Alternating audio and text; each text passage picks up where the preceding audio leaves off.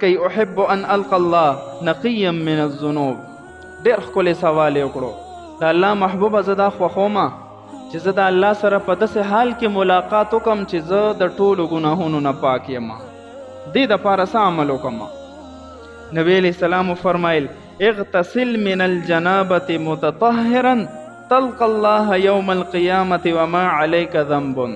کلم چې در باندې غسل فرض شي نو فوراً چې څومره زر کیدی شي د نه ښه طریقې سره د غسل جنابت نه ځان فارغ کا، ښه طریقې سره غسل زر وکړه، نو ته به د الله سره د قیامت په ورځ به داسې حال کې میلو شي چې ستا په عملنامه کې به یو ګناه هم پاتې نه وي.